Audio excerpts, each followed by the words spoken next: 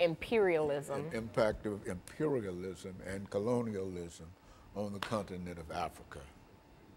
And that'll allow you to explore it and then get some background information in reference to what you're doing. And I feel like I have a lot of budding information. And like worst case scenario, though I don't think this will happen, if I run out of stuff to talk about with imperialism and like colonialism and the mistreatment of Africans, I could tie it back to colonialism in the U.S. and how bad the Americans did the natives, and it's like the same ballpark.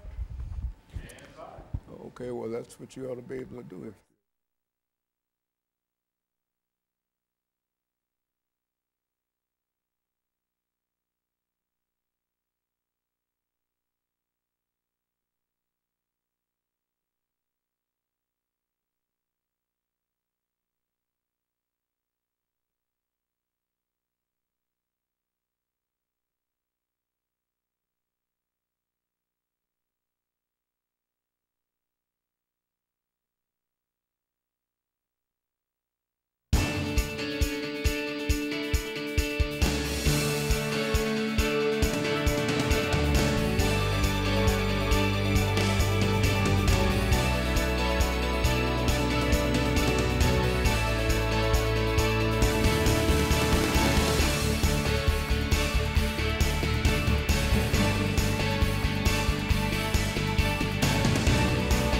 Thank you and welcome to the show today.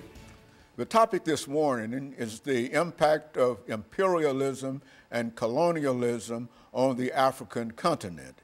And to talk about the impact of colonialism and imperialism on Africa, we have with us Alana McLaughlin. Now, Alana, let's start off today by having you to give us some information in reference to your background, your education, and some of the things that were important in terms of eventually bringing you to us. But I also must remind the audience, in case you forget, that this is the beginning of the 9th year that we've had with you, and we certainly appreciate you.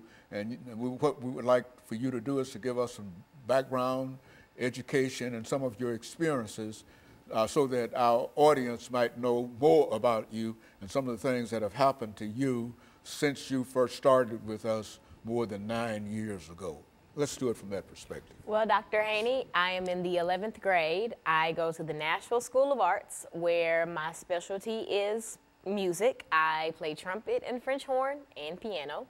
I do jazz band, classical, and marching band with the Pearl Cone Marching Band in North Nashville.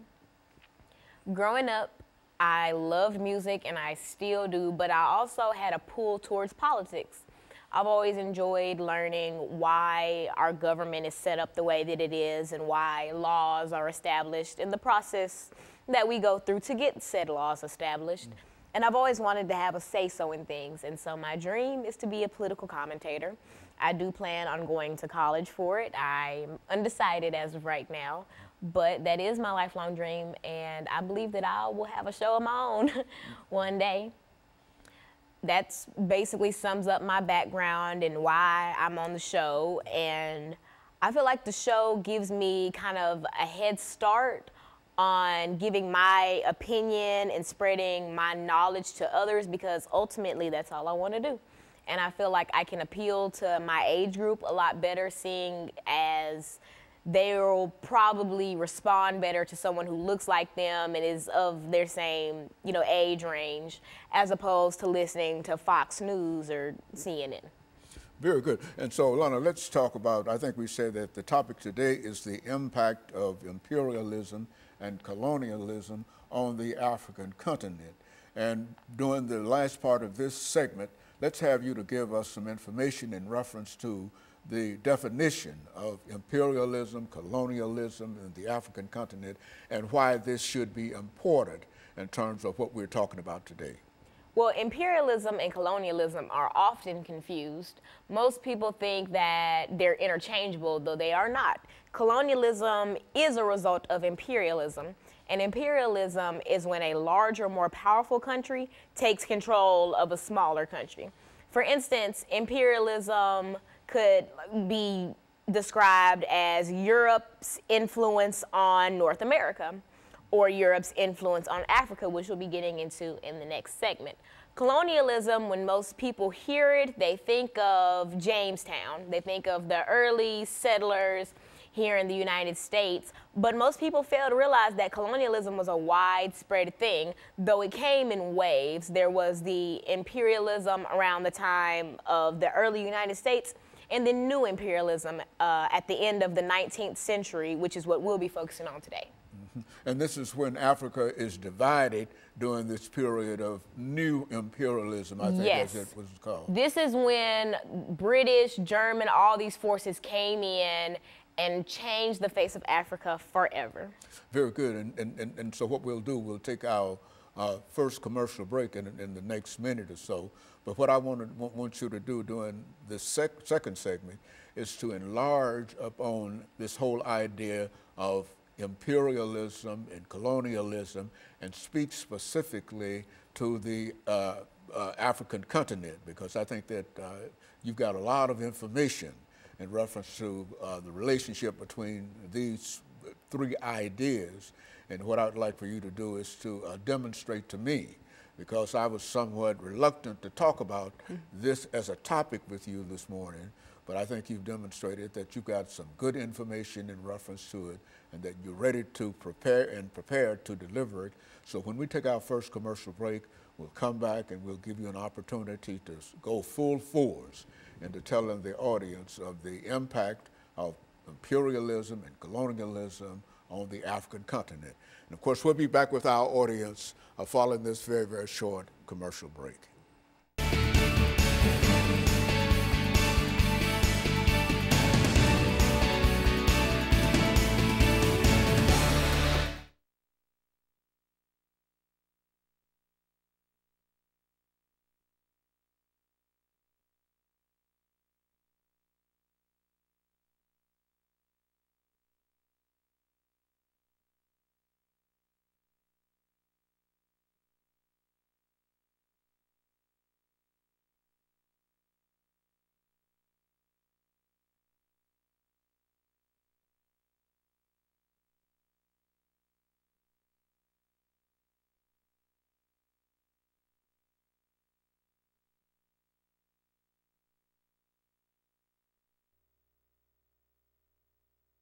Back to the second segment of the show for today, and then we'll talk about the impact of imperialism and colonialism on the African continent. And then we can get into it. We'll have 8 minutes to do. This is going to be 8, right? Yeah, and then 10. Minutes, then 10 minutes to do the second.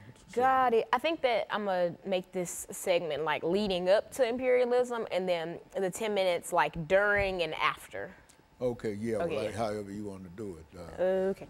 As long as you can keep on doing it and keep on speaking and making noise over there, you don't have any problem. The only problem with the television is when it goes silent. Nobody says anything.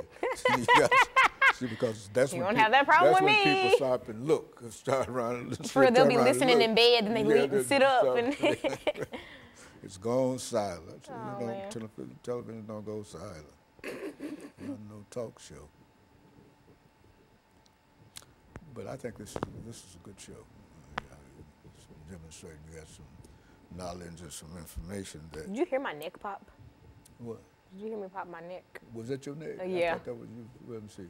Well, I already did. Did you pop it? I did like that. Yeah. Yeah. Well.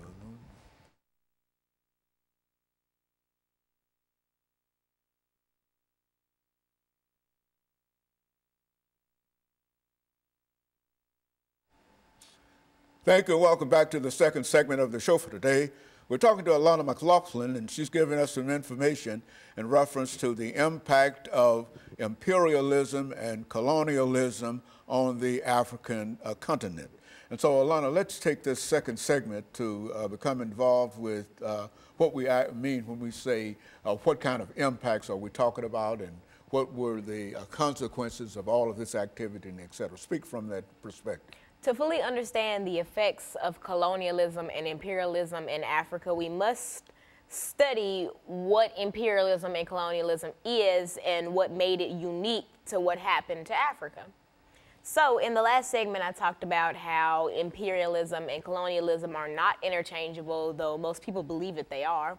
In imperialism, the Webster definition for imperialism is when a larger country takes control of a smaller country because they're less powerful.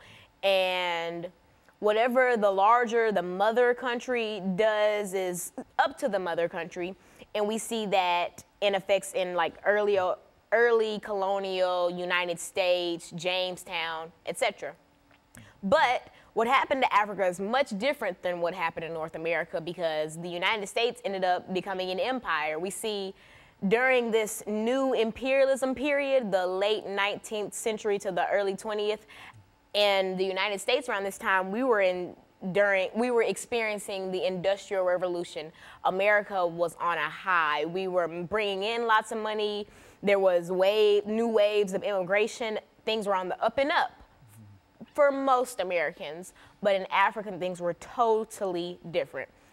The scramble for Africa is the term coined to describe how European countries were fighting and scrambling to carve out Africa and to make it into new colonies so that they could have power in Africa and so that Africa could feed their greed. Now, the scramble for Africa had three different categories that all made it come together. The first was economic. Now, like I mentioned, the Industrial Revolution was going on during this time period, and not just in America, but also in Europe. And because of this, European countries were constantly looking for countries where they could export raw materials, where they could have a profitable market, and a good, safe, and secure place to build companies and to mine, etc. And so they immediately thought Africa and Asia, but Africa obviously got a more negative effect of imperialism. Now, after they figured out that Africa would be just such an economic boost, the political factors came into it. Now, some of the big European powers like Britain, France, Germany, Italy, etc., all of these countries were fighting for power. They all wanted to be the next big country, the next this, the next that. And one of the easiest ways to be able to do that is to conquer and colonize these African then tribes and ethnic groups. They weren't necessarily colonies or countries yet. Now, the last is social. Now, during the Industrial Revolution, things in Europe weren't always on the up and up like how I described they were in the United States. There was lots of social displacement from people in rural areas whose homes are now like mining towns or like factory towns. There was lots of unemployment and lots of homelessness. And so initially, even before these European powers discovered the political and all these other sides, all these other positives for colonizing Africa, the first thought that these European countries had was, oh, we're just going to send our surplus population to these settler colonies in Africa, and that'll help with the unemployment and the homelessness. And that was the initial thought. That was what was supposed to happen to Africa. But of course, we see in 2019 that that did not happen. Now, German Chancellor Otto von Bismarck, he kind of knew that since the scramble for Africa was so intense that there would be conflict. And so his way to combat this conflict was to have the Berlin Convention.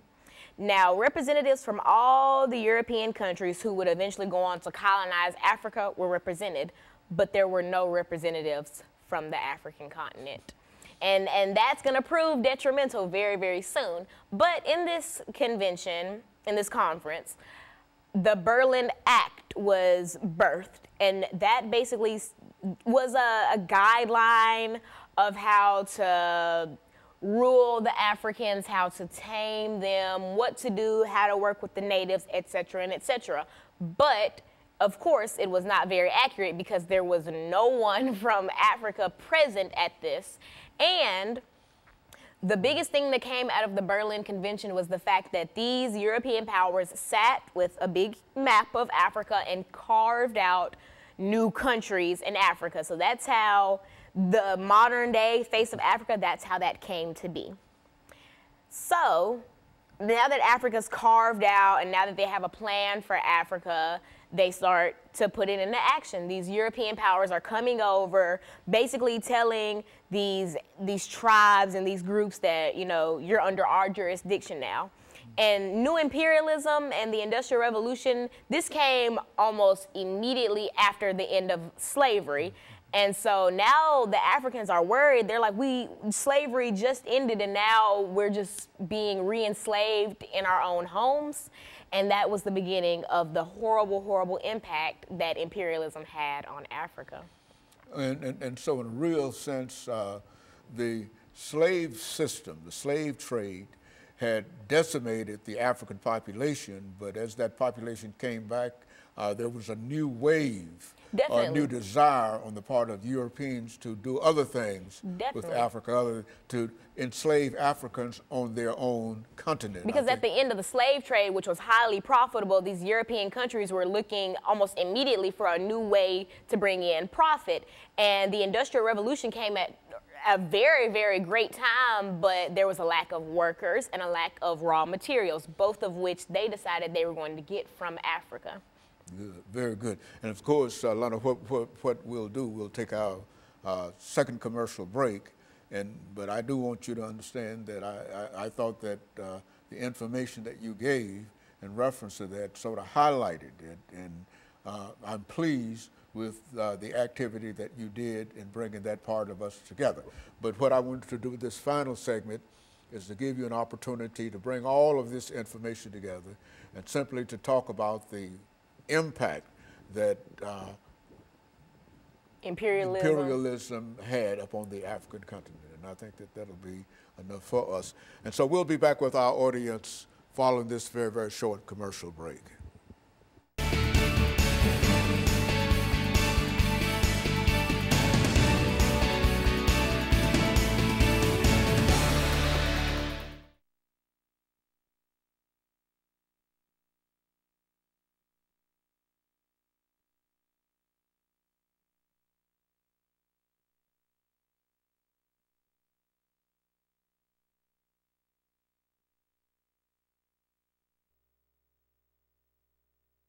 Because sometimes I don't have anything to say in reference to it. So, pull it all together.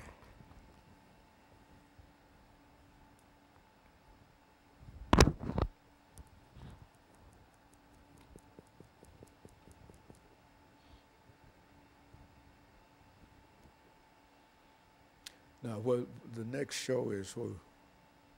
Walker. Walker, is that Walker? What time do you think we'll be done? Around 2? Around 2:30 or somewhere. I gotta be at the church at 5, so we'll come home and then go back.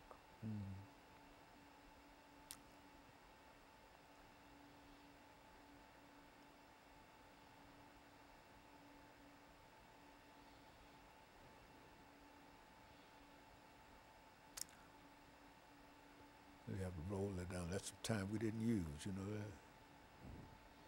Oh, I didn't. Yeah. I didn't know. So you don't see it, but I can see it. Yeah, I don't. I'm just going with the flow. Yeah. Well, that's all right.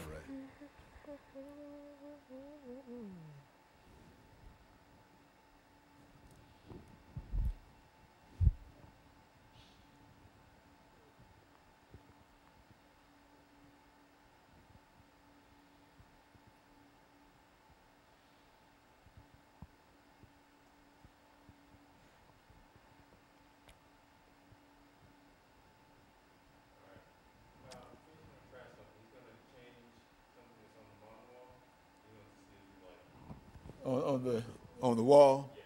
Okay. You like that more? Is it gonna say we'll be right back? Like. This is not the original? No. Okay, so you know how we were having the problem that that big thing was kind of cut off? Well, he just put another one up there. And so now you can see the full comments with Dr. James Haney. So do you want to keep that? Yeah, let's keep that. Yeah, let's keep that. Okay, this is the last segment, 10 minutes.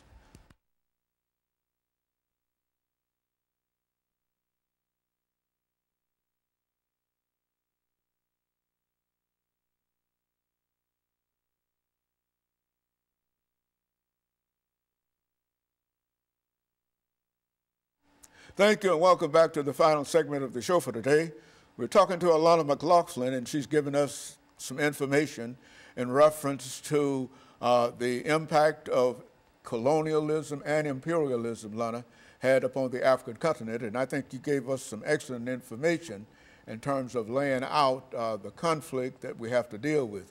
But let's take the last 10 minutes of this program to give you an opportunity to develop this idea of the impact and the reasons for some of the things that we're talking about here. Now, one of the biggest effects of imperialism and colonialism on Africa was the loss of culture. There was this idea that the Europeans had that, oh, we're the smartest and the most able people in the world, and so everybody should try to be more like Europe. And so after carving out Africa at the Berlin Convention, these powers believed that they were going to take their Western ideals and Western culture and Western language and throw it onto Africa, which in turn stripped Africans of their native tongue and their native clothing and their way of life before they were disturbed. One of the darker effects of imperialism is ethnic conflict. Now, most people, they hear about different African countries that are in civil war or that are just in the dumps, and they hear about it and they believe, oh, Africa, they're just crazy and they're this and that and they need to be tamed. But most people fail to realize that there is a reason why these African countries are in the state that they're in. In 1994, the Rwandan genocide, the Tutsis and the Hutus. Most people don't know that back when Germany had control of Rwanda, a lot of times they had this system of racism and segregation between the Tutsis and the Hutus, and often the Germans would cater more to Tutsis, which really wedged the Tutsis and the Hutus apart. About 30, not even 30, a few years after the end of imperialism, though its effect has never really ended. A few years after the official end of imperialism, we see formal imperialism. Exactly, we see and new imperialism. We see the Rwandan genocide, and most people think, oh, and I'm sure in 1994, the Americans and Europeans who were watching the genocide from the comfort of their homes were just like, oh, these Africans, they need to be tamed and they need somebody to come in and help. But they fail to realize that because of this systematic racism that the Germans put upon the Tutsis and the Hutus, it drove them apart. And so the Hutus finally gained control of Rwanda, and in 1994 killed 800,000 Tutsis in the span of 2 or 3 months, I believe. And a lot of people fail to realize where this type of stuff comes from. For instance, in the Congo, they're in civil war right now. A lot of people don't understand why they're in civil war or what's happening or why the M23 has control of the Congo, but it all stems back from imperialism. It stems back from pitting these countries against each other.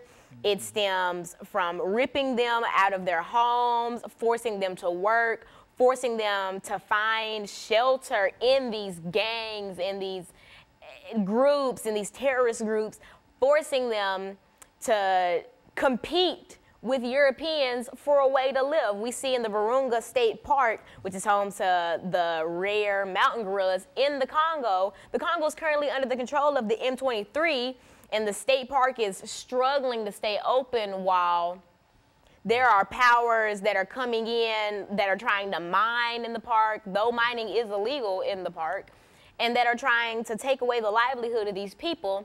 And it just makes me sick that so many outsiders don't realize that Africa as a whole, the continent, did not choose to be the way that it is. And it certainly did not choose to be portrayed the way that it is. And so I feel like it is my duty on the show to be able to bring a different insight into stuff like this, because I know that once I first learned about the Rwandan genocide, it scared me. I thought, how could people be so cruel to each other? Then I realized people aren't naturally just that cruel to each other. There's some type of outside, interference, and I realized that that was Europe.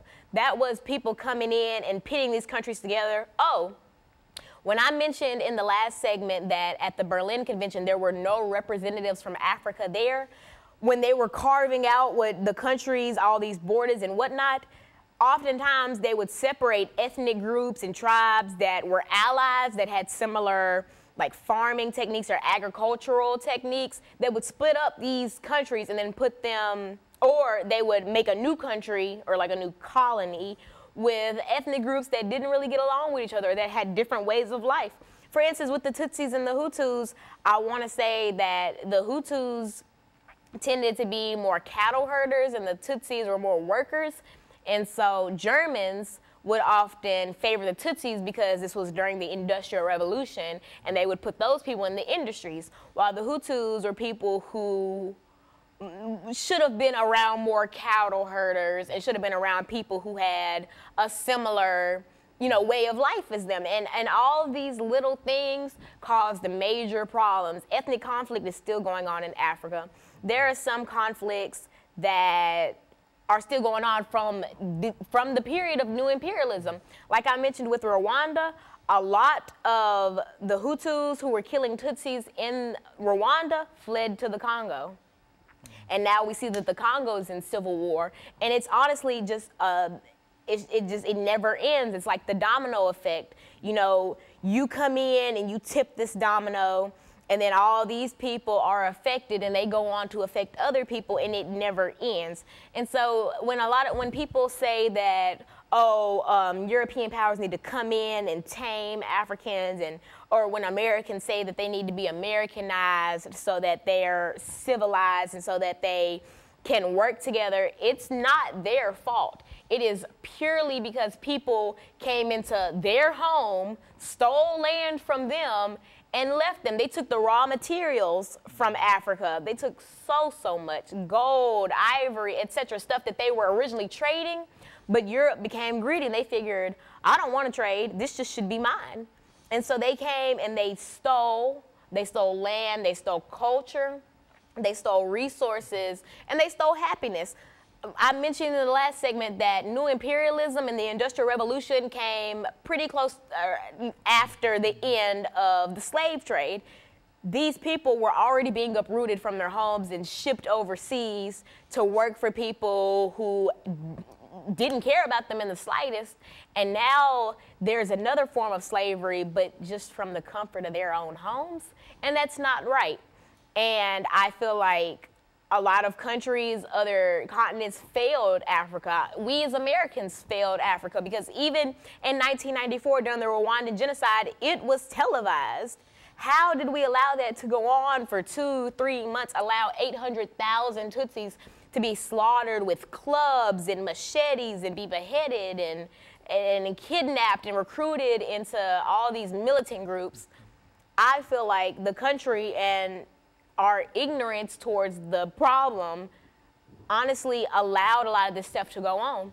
And this is not the first instance of America letting something go on. And this is not the first instance of America turning a blind eye to colonialism. We see that with the natives. We took their land, started the reservation policy, and in reality uprooted them from their native lands, tried to Americanize them, and then just left them to fend for themselves, and that obviously had negative effects. And so, Alana, so what you're saying here is that there's been a real difficult problem